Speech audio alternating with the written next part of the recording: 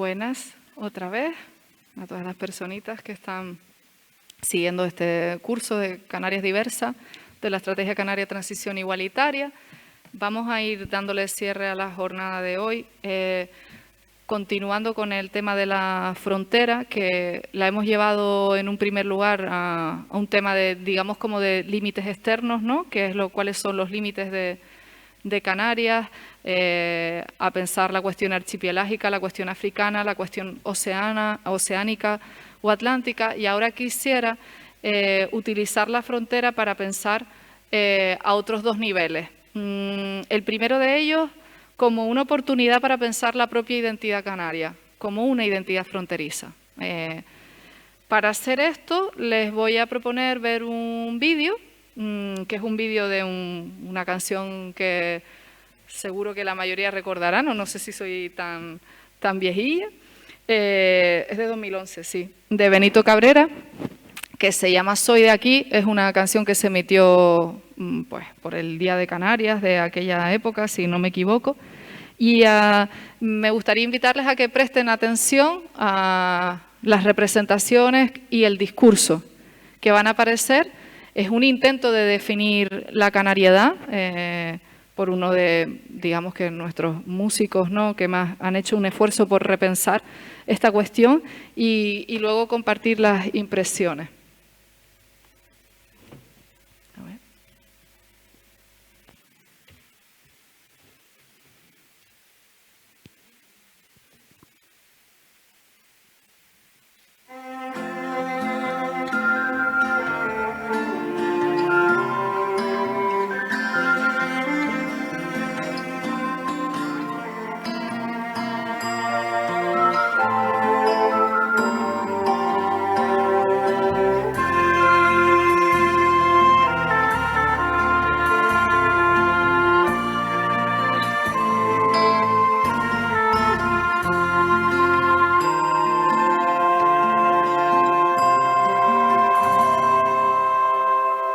Soy basalto, drago, aulaga, tarajal y almendro en flor. Soy el viento y la sabina, soy barranco, nube y sol. Por mis manos van las sendas de los pueblos que heredé. En el río de mi sangre va el futuro y el ayer. Y en el río de mi sangre va el futuro y el ayer. Soy América y Europa, mis raíces bereber. Soy Atlántico y simiente, soy Alicio, sal y miel. Soy de aquí, soy de una tierra donde el mar cautiva el sol, con el mundo por frontera. Ser canario es mi razón.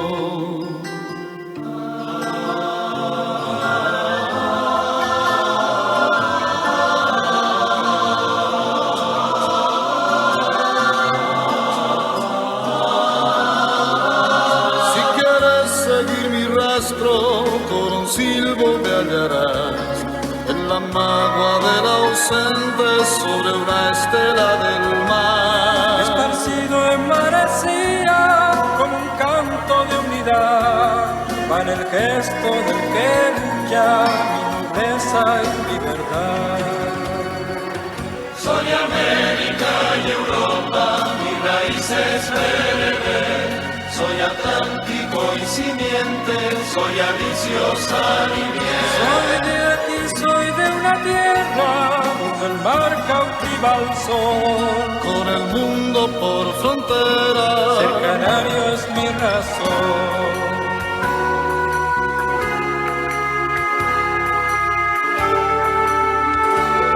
Soy América y Europa, mis raíces bereber. Soy Atlántico y simiente, soy Alicio, sal y miel. Soy de aquí, soy de una tierra donde el mar cautiva al sol, con el mundo por frontera. Ser canario es mi razón.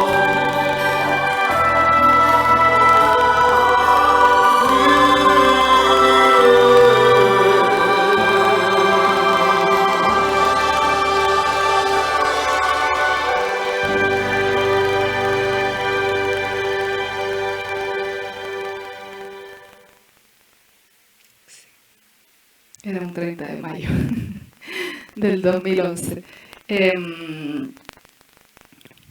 Elementos que quieran destacar, que hayan visto en el vídeo, que podamos vincular con cosas que hayamos comentado, cosas nuevas que no se les habían ocurrido. ¿Alguien se atreve? No tiene desperdicio ni una imagen, a mi juicio, a mí que me gusta mucho el análisis de la imagen, pero creo que... Y después también el discurso es muy interesante y no sé si se entendía bien la letra. A mí me sorprende un poco que me da la sensación que hay como que no hay consonancia entre la letra de la canción y lo que muestra, porque realmente está hablando un poco pues del territorio, de nuestro viento, de la naturaleza, y luego lo que muestra prácticamente todo el rato son pues construcciones, auditorios, hoteles, entonces realmente está como... Parece que la canción iba por un lado y el vídeo realmente parecía un anuncio de un destino turístico.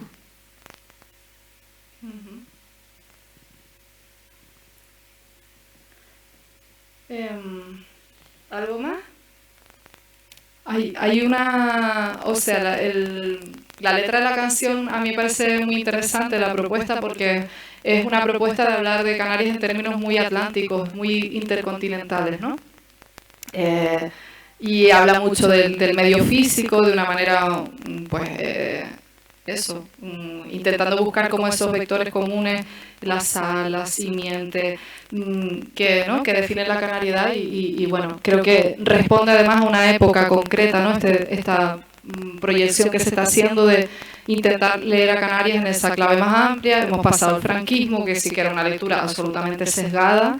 Hemos pasado el momento, digamos, como de exaltación más nacionalista, ¿no? Que estaba muy vinculada a elementos, como decíamos antes, indígenas, incluso de cuestiones panafricanistas y cosas así, y realmente se llega a este terreno, que es un terreno de una lectura más intercontinental, de una lectura de la identidad canaria más mestiza, más criolla, si queremos, que es la palabra que a mí me gusta utilizar. Y quería pararme en ese punto porque hay una frase, no sé si se fijaron, ¿cómo se define? O sea, la canción se llama Soy de aquí y hay una definición, no sé si alguien se fijó, que es lo que es el estribillo. Sí, soy América y Europa y mi raíz es bereber. Hay una formulación tricontinental, si se fijan, en la canción, una declaración de intenciones. ¿Y ven algo en la fórmula que les llama la atención? Ajá. Efectivamente. O sea, yo creo que este título es como un reflejo de cómo hemos hecho la reconstrucción tricontinental, ¿no? A mi juicio, pues eliminando a África de la fórmula, hablando de lo bereber, que ya es un término problemático en sí mismo, romantizando la relación con América, hablando de las migraciones como si fueran, ¿no?, un poco viajes y tal, y bueno, colocando a Europa en ese lugar en el que está. Esta definición, digamos, o sea, esta lectura que se está haciendo en este momento y que, ¿no?, Benito Cabrera pues compone la música y también la letra, creo que nos abre la puerta, como muchas cosas que estamos diciendo, ¿no?, que tiene una gran potencialidad precisamente por reivindicar ese carácter mestizo, ese carácter de mestizaje de nuestro territorio, y como todos los discursos que tienen que ver con el mestizaje, corre la trampa de hacernos vivir una imagen de que en ese territorio hay una fusión identitaria. El resultado es los canarios y canarias, ¿no? Esas definiciones de mestizaje siempre son tramposas porque hay gente que se queda fuera de la fórmula, ¿no? Gente que no se lee a sí mismo como canaria, o a quien la otra gente no lee como canaria, aunque se define a sí misma como canaria. O definiéndose como canaria, está en un estatus pues más desafortunado. No es la persona que solemos ver en las representaciones de canariedad, ¿no? Las representaciones de canariedad pues muchas veces tienen que ver, lo saben, con estereotipos más folclóricos, ¿no?, con la figura del mago y de la maga, ¿no?, que representan digamos, un imaginario como más rural, y ni siquiera, quiero decir, un imaginario como súper concreto. Se supone que ahí está la cero, la canariedad, ¿no? Como más auténtica, ¿no? Menos contaminada. Y hay mucha gente que obviamente no se va a ver reconocida en ese patrón, ni rural, ni de edad, ni de muchas cosas. Y después, bueno, las representaciones que tenemos en cuanto a lo primero de todo, que sería en cuanto a la desigualdad de género, pues es muy patente, ¿no? Cuando yo antes le preguntaba por los hitos y los personajes, bueno, me encantó que la compañera dijera Lolita Pluma, ¿no? Disidente como en muchos sentidos de la normatividad, porque realmente normalmente las imágenes que nos vienen son muy masculinizadas, tanto de la conquista, ¿no? De imaginarnos a esos conquistadores, como de las resistencias indígenas, ¿no? Con esos ventejuí, con esos, ¿no? Tenesor Semidal, todas estas figuras así que son como muy masculinas y que ya nos informan acerca de la trampa también del mestizaje, que no solo que hay personas que se quedan fuera, ¿no? Por cuestiones de alguna manera de orígenes o de racialidad, sino que hay personas también que se quedan fuera por motivos de identidad, de orientación y todo esto, porque no están en el patrón de lo que solemos imaginar como una persona canaria y lo que antes de hablar de alguna manera las consecuencias que tiene esto, las fronteras internas que genera nuestro territorio, simplemente quería hacer el inciso del encuadre histórico que tiene esto, ¿no? Cuando esas incursiones coloniales que yo mencioné al principio tienen lugar en el territorio, hay una reorganización de la relación que hay entre los cuerpos y de la propia identificación que van a tener. Nosotras siempre damos muy por hecho, normalmente por extrapolación, que lo que hubo era similar a lo que vino, ¿no? Que allí estaban los hombres y las mujeres, ¿no? Una posición igual, que eran como medio blancos, todos esos bereberes medio rubios, es decir, hay una composición de cómo era aquello. Pero realmente la realidad seguro que dictaba y no sabemos más que había bastante diversidad entre unas islas y otras, de tal manera que en algunas la organización era así como muy patriarcal, en el sentido que solemos entender el patriarcado, y en otras parece que ¿no? Los elementos son lo que solemos asociar o desde la teoría más antropológica se suele asociar con cosas matriarcales, ¿no? Con elementos matriarcales. O sea que, bueno, no me voy a meter en lo que estaba, simplemente lo interesante es tener claro cómo se reconfigura esa sociedad y que este proceso de mestizaje no es había unos europeos y había unos nativos, se fusionaron y nosotros somos los hijos y las hijas, ¿no? Sino que la historia, como decíamos, aparte de tener esos elementos de violencia, lo que hace es reconfigurar pues la posición de las mujeres, queda muy bien delimitada en este contexto. Mañana vamos a ahondar más en eso, ¿no? En qué consiste esta reconfiguración de las masculinidades y de las identidades, porque no es algo que afecta a Canarias, es que va a afectar al resto del planeta con esa expansión colonial. Y en Europa es donde está teniendo lugar, ¿no?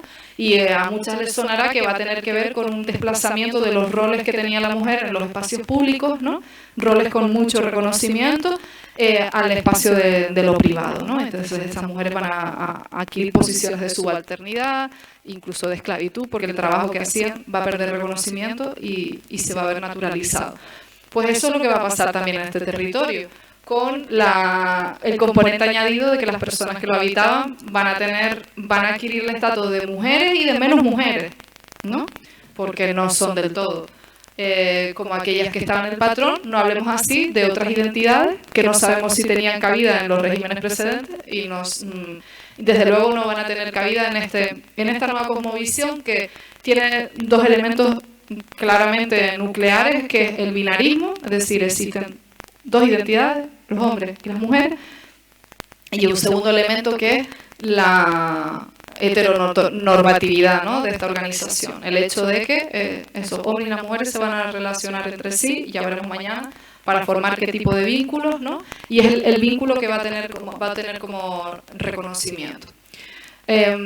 Así que por una parte tenemos una especie de pacto entre hombres, si lo queremos llamar así, en el cual es verdad que toda la sociedad indígena va a perder poder, pero es verdad que una parte de la población indígena, los hombres, que van a ser asignados como hombres al menos remanentes de ese proceso, van a adquirir ciertos privilegios con respecto a ese resto de la población, de mujeres o de identidades que no caben en este binarismo. Y después, otro elemento fundamental que yo creo que es nuclear para entender cosas que ya han salido aquí es la introducción de la raza, que tiene una gran novedad en ese contexto, porque, bueno, es una, digamos que es una, no sé si una innovación del capitalismo, pero es una manera de organizar los cuerpos que va a estar al servicio de ese sistema y que, como decíamos antes, pues va a determinar qué cuerpos pueden ser esclavizables o no, o explotables a unos niveles o no, y en este territorio se va a implantar. Se va a implantar de la forma en el que primero se va a considerar que, ¿no?, todo el contingente que lo habita es esclavizable, explotable, o va a haber una discusión acerca de eso, porque la discusión fue permanente, la verdad. A pesar de que se hacía, había gente que decía esto no está bien, y luego hay un momento que se va a considerar que no está bien.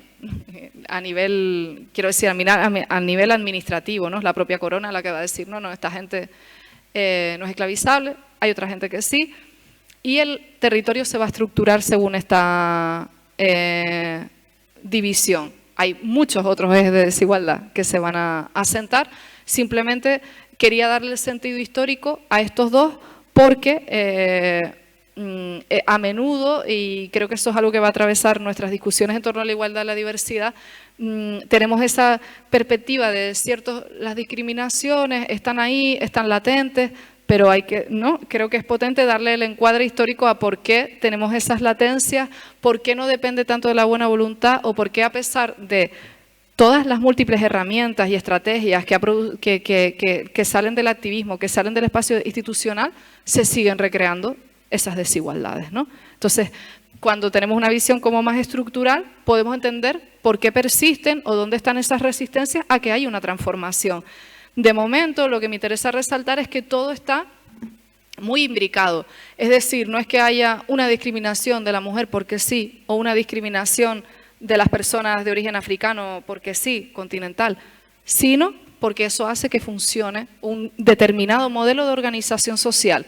Y a pesar de que era un modelo en sus inicios feudal, miren que han pasado siglos, realmente estamos viendo los ecos de ese modelo de organización, que, por ejemplo, la esclavitud ahora no es legal, pero si hay ciertos cuerpos que siguen siendo tratados como si no fueran humanos, es decir, ¿no? Saben que en nuestro propio territorio pues hay cuerpos que están en los hoteles y cuerpos que no merecen estar en los hoteles, ¿no? Pasó con las personas migrantes que llevaban recientemente en patera. Todo esto que no es nada baladí, es una cosa muy profunda a nivel de reflexionar sobre el ser, sobre qué es lo que te constituye como humano, ¿no? Cuándo te pueden encerrar por cometer una falta administrativa y cuándo no, que es el caso de las personas migrantes, ¿no? Cuando llegan al territorio y son encerradas en centros de internamiento. Entonces, todo eso, a pesar de que no existen estas estructuras como la esclavitud, la plantación, la caña de azúcar, ¿no?, que de alguna manera dieron origen a ese modelo de organización social, siguen funcionando, y si siguen funcionando es porque siguen perpetuando beneficios para alguna parte, ¿no?, de la gente, para gente que está al otro lado de esas fronteras. Y es interesante ir desentrañando por qué. Porque si realmente lo que queremos es una transición igualitaria, nunca va a ser suficiente con apelar a la buena voluntad o a las ganas, ¿no?, que podamos tener de esa transformación, sino que tenemos que intentar ver cómo estructuralmente todo está hecho para desarticularlo. Si no desarticulamos una parte de alguna manera, las otras van a permanecer vigentes y obviamente eso es todo un reto. Entonces, les traje esta ilustración tan bonita, no me digan que no, para intentar hablar de las fronteras internas que atraviesan este territorio después de esa especie de encuadre más estructural, que es una ilustración que se creó para esas jornadas de las que hablé de derechos humanos, donde de alguna manera lo que se intentaba plasmar es tanto la dimensión física como la dimensión más simbólica que tienen estas fronteras, intentar pensar los derechos humanos, por una vez, pues eso, no con una imagen de una valla en otro lugar, con una imagen de un niño muriéndose de hambre, no sé qué, y hablar de las desigualdades en nuestro territorio, ¿no? Utilizar el prisma de los derechos humanos para hablar de desigualdades, ¿no? Y por eso aparece todas estas representaciones que tienen que ver con la flora, que tienen que ver con la roca, que tienen que ver con el mar, con representaciones más autóctonas. Y ya esto tiene un efecto a la hora de percibir desigualdades, porque no es lo mismo percibirlas como algo, eso, precisamente lejano, que conectado con tu realidad más inmediata, ¿no? Y me gustaría como ir analizándola un poco, desde abajo hacia arriba, ¿no? Porque abajo aparece la primera frontera, que es la que hablábamos al principio, que es la frontera marítima, que es una frontera natural. Y siempre la flora se va a utilizar como, como sinónimo de tanto de frontera porosa como al revés, de una frontera que no se puede pasar. Es decir, lo que vemos encima del mar es flora invasora, que saben que la flora invasora, la cualidad que tiene es que impide el desarrollo de la diversidad. Es decir, un ecosistema diverso, cuando llega la flora invasora, ¿no? Elimina esa diversidad de endemismos y solo encontramos ejemplares, o mayoritariamente encontramos ejemplares de flora invasora. Entonces nos pareció una metáfora interesante, pues en vez de dibujar pues esta frontera que ahora mismo yo creo que merece una mención especial, no en un sentido histórico, sino como frontera violenta, como frontera que está dejando vidas en el mar, ¿no? Pues a través de esa metáfora, que no es una valla, porque esto no es Melilla ni es el muro de Estados Unidos y México, pero sí hay una frontera que impide pasar de uno a otro lado y que impide esa diversidad de la que estamos hablando, ¿no? Después tenemos un plano como un poco más que es físico, pero más artificial, más arquitectónico, que también nos pone en contacto cómo hay una serie de fronteras que atraviesan nuestro territorio, que encontramos su dimensión física muy palpable. Por ejemplo, estamos hablando de los centros de internamiento, ¿no? Sería una expresión de cómo un muro, aquí ven un muro, sirve precisamente, o es un claro, no es que sea un reflejo, es ya una frontera en sí misma, porque impide que la gente pase de un lado a otro con fluidez, y refleja otra frontera que es simbólica. En este caso, la frontera de la raza, que es la que estamos hablando, ¿no? O sea, cómo esa frontera, que tiene que ver con los imaginarios, al final acaba sedimentando o solidificándose en una frontera física. Y eso lo vamos a encontrar en todo el territorio. Es decir, cuando no hace falta... a veces hablamos y con las compañeras, con Ari y con Nerea, vamos a profundizar mucho en esta cuestión de la interseccionalidad que mencioné antes, ¿no? La interrelacionalidad de las opresiones, que también se dice, y lo vemos como una cosa abstracta, ¿no? Y creo que es muy interesante verlo como ver cómo las fronteras están nada más tenemos que salir a la calle y ver las fronteras, ¿no? Que aquí se representan con una escalera, ¿no? Que por ejemplo es un espacio que impide a muchas personas por su movilidad acceder a otros lugares, que se representa con el muro, pero que la podemos ver. Estábamos hablando de los barrios antes, de los barrios de Las Palmas, de lo que no, de lo que está representado y de lo que no. Las fronteras se ven físicamente, sabes perfectamente cuando estás pasando de un lado a otro, y es más fácil pasar a veces de un lado a otro, ir a hacer una exploración turístico-antropológica, que salir de tu barrio de verdad y ir a ese otro lado de la ciudad. O sea, que es una frontera física. Hay lugares donde no llegan las personas pobres, hay lugares donde no llegan las mujeres, hay fronteras físicas, son lugares inseguros, son lugares no gratos para ellas. Hay lugares donde no llegan los niños y las niñas, muchos, diría que en el ámbito urbano casi todos. La ciudad está pensada para los adultos, y las adultas no pueden transitar a no ser que estén tutorizados permanentemente por una persona adulta. O sea, hay una frontera física claramente. Hay espacios de reclusión, no solo centros de internamiento, tenemos los centros penitenciarios, las prisiones, tenemos centros de menores, donde no hay porosidad, no sabemos lo que está pasando dentro, esas personas no pueden salir, esas personas privadas de libertad. Tenemos baños con un cartel que dice hombre, mujer, donde hay gente que tiene dificultades para entrar, donde si entra va a tener unas consecuencias, porque ojo, esa es la cosa de las desigualdades. Si tú violas la ley de la frontera, de alguna manera tú recibes un descanso. No es que el pobre o el niño no pueda salir, puede hacerlo, pero se expone a múltiples violencias, ¿no? Así como la persona trans se expone a múltiples violencias al entrar en los baños. Es decir, son fronteras físicas que están atravesando nuestro territorio. También solemos pensar más en estas diversidades que tienen que ver con la capacidad, que tienen que ver con la edad, pero también con la norma corporal, ¿no? También, pues, por ejemplo, personas gordas tienen dificultades para habitar ciertos espacios de la ciudad, de los servicios públicos, y parece un tema baladí, pero todas estas cosas que yo estoy comentando, lo interesante es verlas como parte de un mismo núcleo, de alguna manera fundador, ¿no? O sea, estamos viendo que ese patrón del que hablábamos, que tiene que ver con que los hombres van a tener privilegios y las personas blancas, que las llamaríamos hoy, que en esa época pues no se utilizaba, no se hablaba de la raza en esos términos, pero bueno, van a tener privilegios, pero también otra serie de lecturas que van a estar conectadas con el mismo sistema. Es decir, cuando hablamos de que las personas con diversidad funcional, ¿no? No pueden acceder a ciertos espacios, que hay una discriminación por capacidad, realmente volvemos a lo mismo, nos ponemos a analizar el capitalismo, vemos cómo funciona, vemos cuál es el criterio para determinar que una persona es capaz. Y vamos a ese sistema de productividad y entendemos la respuesta. Es decir, una persona con capacidades diversas no en cualquier contexto sería una persona inútil o menos persona, solo en un contexto donde lo que te define tiene que ver con una productividad masiva, una productividad entendida en unos términos como muy estrictos, el tiempo, o sea, todo esto es para dar una idea precisamente de cómo están conectadas entre sí y cómo en lo alto de todo, de alguna manera, es como un patrón amplio donde habría una figura que sería la figura del patrón de todo, el patrón de casi todo lo que leemos, el patrón de casi todo lo que vemos, el patrón de lo construido está hecho para esa persona. ¿Que quién es?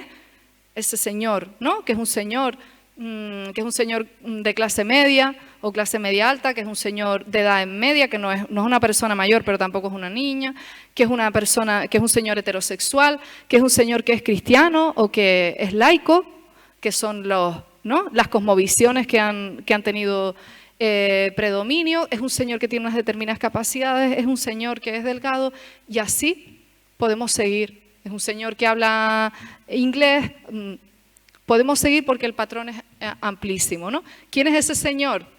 Para matarlo ya y que nos libre tal. No. O sea, ese señor probablemente no exista. Quiero decir, ¿quién cumple todos los requisitos? Lo vamos a ver cuando hablemos de diversidad. ¿Quién, no? Todo el mundo va a tener al final una mancha en su sexualidad, en sus orígenes, ¿no? No va a ser puro racialmente porque vamos a descubrir que tiene unos ancestros.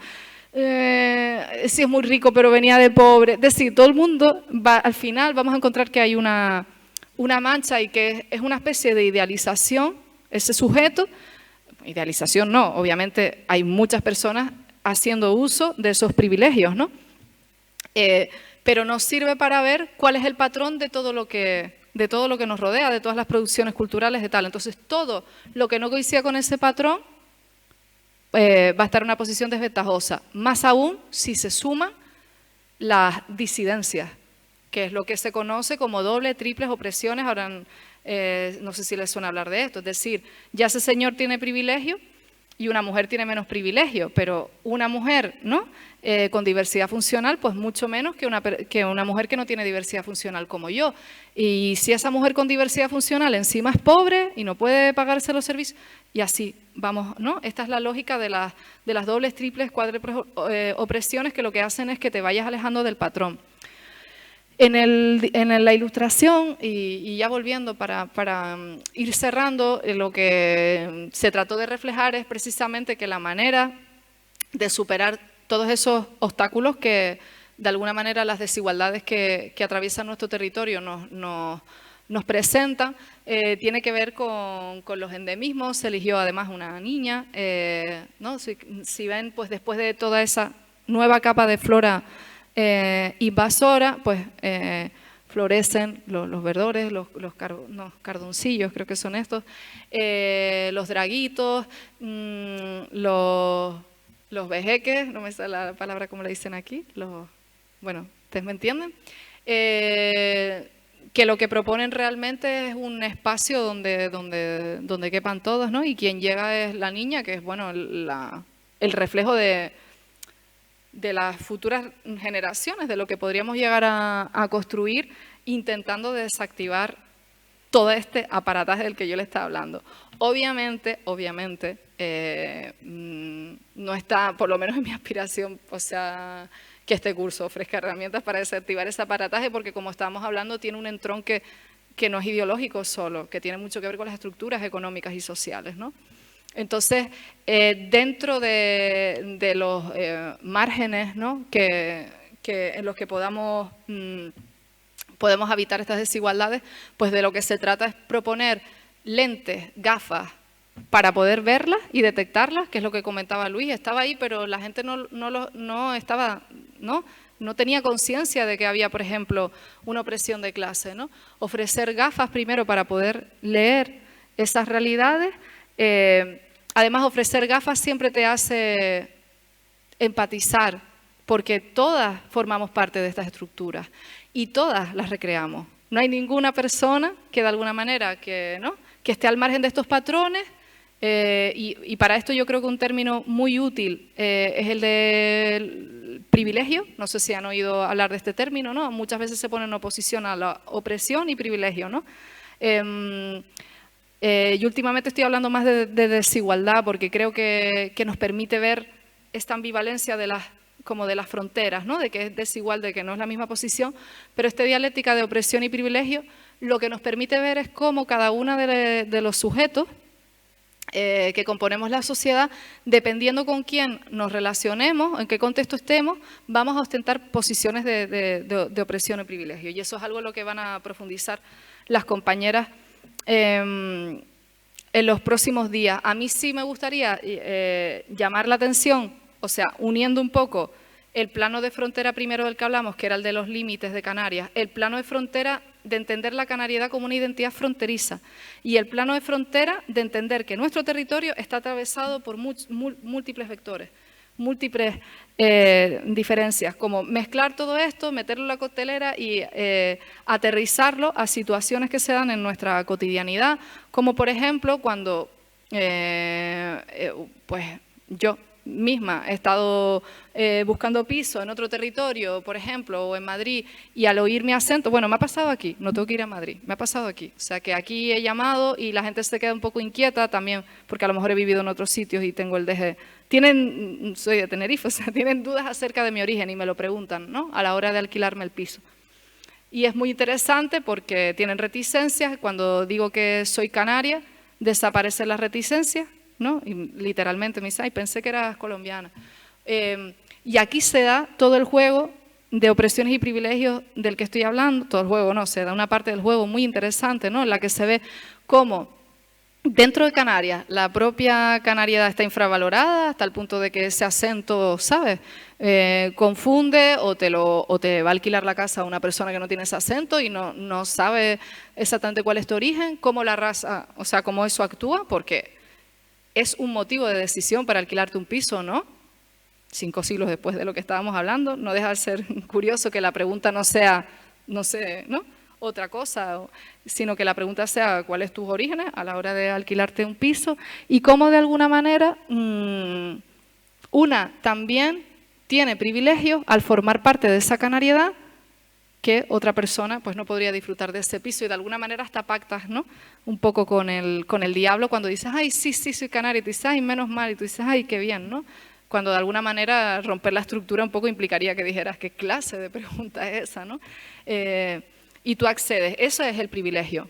El privilegio no es siempre que una vaya por allí, por ejemplo, mi privilegio de blanca, ¿no?, diciendo, hey, tú, ¿no?, pues China tal, de mierda. El privilegio es la diferencia, ese recorrido por el territorio, cómo habitamos el espacio que yo decía antes, que va a impedir que ella esté o acceda a cosas a las que yo voy a acceder, ¿no? Ahí es donde se ve. Entonces creo que sigue siendo muy operativa esta lógica de las opresiones y los privilegios para ver la complejidad que tiene esto y para poder entender la identidad canaria también sin posturas maniqueas, que es algo que suele ocurrir bastante, como tratar de ubicarla en un espacio definitivo, en plan, pues sí, pues Canarias es Europa y no, hay pasaporte europeo y somos una comunidad autónoma y todo es igual, ¿no? Cuando la realidad es contrafáctica, la realidad te dice que hay diferencias, ¿no? Todo el tiempo. Y pasar al extremo contrario también, que tiene que ver con decir, no, pues por ejemplo, esto es África, esto es Latinoamérica, y que son paralelismos que hay que matizar, porque obviamente si consideramos que esto es África, pues nuestras compañeras africanas van a preguntar, ¿y si esto es África, por qué no? ¿Por qué yo no puedo entrar? ¿Por qué me tengo que morir en el mar cuando cojo? ¿No? ¿Por qué tengo que coger un barco para ir? En primer lugar, que podría coger un avión, si me dejaran, ¿no? Entonces, es lo que creo que esta cosa de lo fronterizo y del dinamismo de las opresiones, los privilegios, de cómo esto se mueve, nos permite tener una visión más completa, como siempre, con una multiplicidad de historias de la canariedad. No sé si quieren comentar algo sobre esto, añadir algo o algo que les haya surgido a la cabeza con esos ejes de desigualdad que atraviesan el territorio. Si no, les voy a proponer visualizar un vídeo para interrogarnos acerca de una cuestión que yo creo que va a ser transversal al resto de reflexiones que vamos a hacer, que es qué papel tiene la tradición en todos estos temas que vamos a hablar, en las desigualdades, en pensar la igualdad y la diversidad. Obviamente, el recorrido que hemos hecho hasta hoy pasa no solo por un análisis crítico de la canariedad, sino por una puesta en valor. Y ese es uno de los ejes de la estrategia, eso es uno de los objetivos. Porque ninguna identidad puede empoderarse a otros niveles, o sea, tú no te puedes empoderar como gay o como persona con diversidad funcional si tú piensas que eres una basura. Si tú piensas que eres una ultraperiferia, no puedes. Tiene que darse un empoderamiento absoluto y por eso este primer intento de poner en valor tal cosa como una identidad canaria para luego problematizarla, preguntarnos quién se queda fuera y preguntarnos qué pasa cuando intentamos definir una identidad, pues normalmente a lo que referimos a la tradición, como yo decía, con las figuras, esas figuras arquetípicas de lo canario. Pero la tradición es una potencia y un obstáculo, como ustedes saben. La tradición recrea muchos de los estereotipos que vamos a ver mañana. Y una de las grandes preguntas de la estrategia y que les quiere trasladar este curso, ¿no?, para que pensemos y que a nivel de investigación se están dedicando esfuerzos es qué pasa con la cultura canaria, cuál sería la fórmula para, ¿no?, reivindicar cultura canaria y al mismo tiempo transformar cultura canaria, porque no podemos lograr una transición sin transformación. Entonces, voy a poner esto y ahora me dicen, sin contexto ni nada. No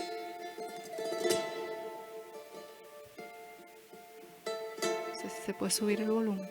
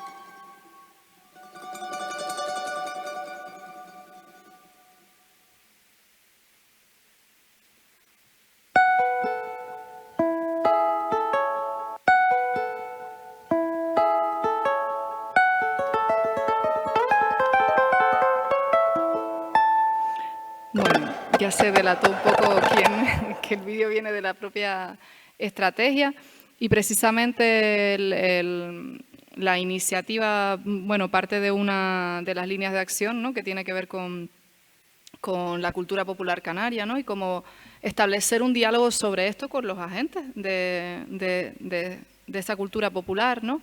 Y bueno, este resultado que les comparto aquí, realmente el objetivo es compartirlo para ver precisamente cómo en los diferentes ámbitos se recibe, tanto en el ámbito que está vinculado, por ejemplo, a ese tipo de producción cultural, que está vinculada al folclore, ¿no?, a la música popular canaria, como cómo lo recibe un público, por ejemplo, vinculado a una de las personas, no sé si reconocieron las personas, uno es Domingo Colorado, ¿no?, que es una de las figuras con mayor reconocimiento a nivel de música popular canaria, y otra, Luzmila Valerón, que es menos conocida, es joven, que también es una figura destacada del folclore, pues de alguna manera con aires nuevos, porque se dedica también a otras corrientes musicales y bueno, lleva su grupo folclórico, ¿no?, pero representa una nueva generación que ha cogido el relevo con una mirada particular. Y luego tenemos a Sara Socas, que es una rapera que no viene nada de ese contexto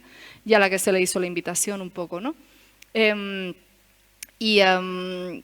Es interesante la tríada porque nos permite ver el entorno de Domingo el Colorado, cómo recibe esto, y el entorno de Sara Socas, cómo recibe esto, si significa algo, si no significa nada. Y les quería lanzar esta pregunta, que no es que la vayamos a resolver hoy porque va a ser una constante, porque ya les digo que la pregunta o el objetivo de la ETI tiene que ver desde el principio con la cultura y con la transformación cultural. O sea, se entiende que, ¿no?, que hay que remover en lo que son las percepciones, los valores, y que las únicas personas que lo pueden remover son las personas que están en esos espacios de representación y de producción cultural, ¿no?, como es este caso. Entonces, quería palpar cómo ven el tema de la tradición, no para que me hagan una teoría, sino cómo lo han sentido ustedes como personas canarias o en sus espacios, si se han sentido en tensión, si lo han sentido como un espacio de reconocimiento, de refugio incluso, de reivindicación, al revés, un espacio de opresión, un espacio de exclusión. ¿Cómo han vivido ustedes la tradición, ya sea desde el sentido más musical, o en un sentido más amplio, ¿no?, de la cultura popular? Si les apetece compartir esa vivencia.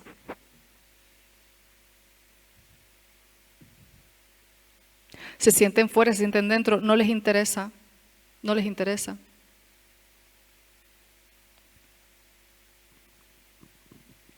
Y es que realmente, como no he vivido momentos de folclore, ni en mi familia, o sea, para mí el folclore era el Día de Canarias en el cole y poco más.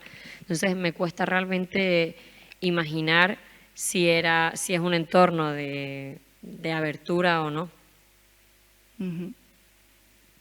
¿Alguien quiere compartir más? ¿Ha tenido más contacto o menos, al revés? ¿Solo era en el Día de Canarias en el colegio?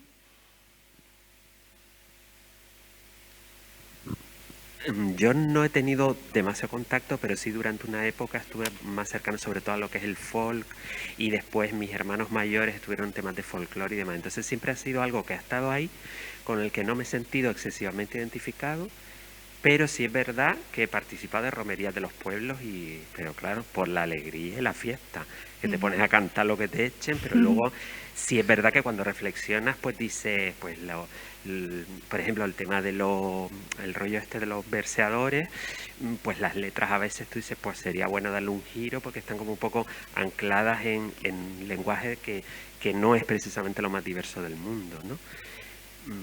Esa es mi experiencia. No es del todo lejana ni cercana, y a mitad de camino. No es algo que me identifique especialmente, pero tampoco lo rechazo.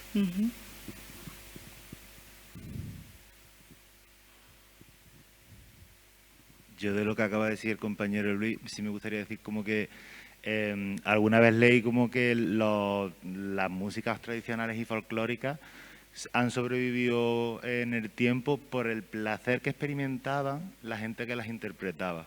O sea, como que lo que tú has vivido ahí es una experiencia folclórica realmente, yo creo que que ha mantenido vivo muchas culturas musicales, cuyos intérpretes no tienen nombre, tal, pero que realmente es lo que ha mantenido como en muchas coordenadas. Y a mí me gusta, por ejemplo, mucho en el vídeo que yo siempre he visto como a Geray Rodríguez haciendo, ¿no?, lo de susurrar las letras, y de repente ver como, ¿no?, una figura femenina que no sea como el hombre que le está diciendo lo que tiene que decir. Pues sí, me parece muy potente la imagen. Sí, tiene además la transgresión, no solo de que susurra, no solo la transgresión generacional, que es lo que más se ve en el vídeo, ¿no?, que tiene el protagonista, al lado de Domingo el Colorado, pues estas dos chicas aquí en el protagonismo, la letra, o sea, el discurso lo fabrican ellas y está dentro de una bodega que no sé si se percibe, que es el espacio de nacimiento, por lo menos de la tradición versadora que tú nombrabas, y al que las mujeres no podían acceder porque saben que había toda una serie de tabús acerca de que cortaban el vino y toda una serie de historias para que no pudieran acceder a esos espacios masculinos de poder y de disfrute, ¿no?, también que tenían que ver con el vino. No sé si alguien quiere compartir algo más sobre esto. Si no, me gustaría cerrar directamente con otro vídeo y ya quedarnos con esa sensación para mañana y que lo vayamos barruntando. En este caso el vídeo no tiene tanto que ver con la tensión generacional, sino con esos roles de género de los que estamos hablando. Y bueno, eso creo que ponerle representaciones más cercanas y ver un experimento, han mencionado por aquí a Geray Rodríguez, pues ahora lo verán, ¿no?, que forma parte de este trabajo que se está haciendo por intentar movilizar y resignificar un poco a ver qué pasa, ¿no?, y cómo se reacciona, pues dejarnos con ese sabor y porque nos va a introducir la cuestión en la que nos vamos a centrar mañana, que es de todos esos ejes de desigualdad que hemos descrito, principalmente es el eje que tiene que ver con la desigualdad de género y todas las desigualdades que se vinculan estrechamente a esta. Así que les doy las gracias ya de antemano por haber venido, le doy las gracias a Jen porque sin ella no hubiera sido posible nada de esto, y a las personas que están en el chat, de verdad, invitándoles a que mañana se reincorporen, a que participen y si ha habido problemas técnicos a ver si el equipo los puede solucionar para que mañana puedan participar más activamente o disfrutar de las intervenciones. Bueno, nos vemos mañana. Muchísimas gracias. Hasta luego.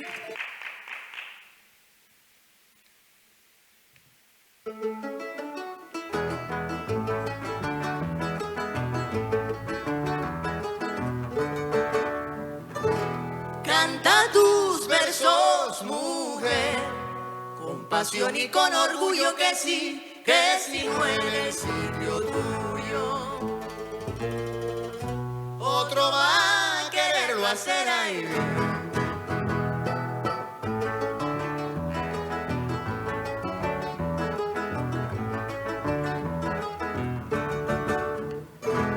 La dueña siempre has de ser de tus propias travesías, pues si en tus pasos confías, no permitirás que un hombre quiera contar en tu nombre tus tristezas y alegrías. Suma tiempo que vive en monogamia tus tradiciones, suma tiempo que vive en monogamia tus tradiciones. Que la vieja raíz es monogamia de nuevas flores, que la vieja raíz es monogamia de nuevas flores.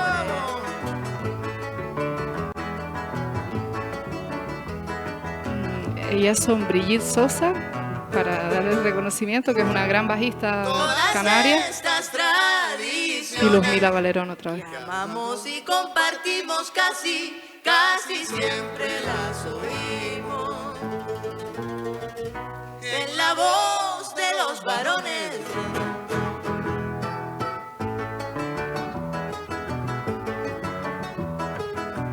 Y ya les dejo una cosa también para que la vayan pensando para mañana, que es el papel de los hombres en todo esto. Nuevas situaciones Está aquí Yera ahí cantando. Trayendo las auroras, se aproximan nuevas horas, más justas y necesarias pues tenemos en Canarias. Cada vez más verseadoras, suma el tiempo que vive monona mía tus tradiciones. Suma el tiempo que vive monona mía tus tradiciones. Que la vieja raíz es monona mía de nuevas flores. Que la vieja raíz es monona mía de nuevas flores.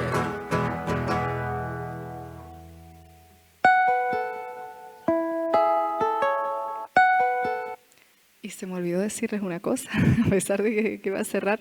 Les quería pedir, si les parecía bien y tenían tiempo, es una cosa muy sencilla, si mañana querían traer un objeto que para ustedes represente feminidad o masculinidad. Un objeto que tengan en su casa o lo que sea y que ustedes les remita a la masculinidad o la feminidad. Y mañana al principio de la sesión lo comentamos. Pues muchas gracias a todas las personitas.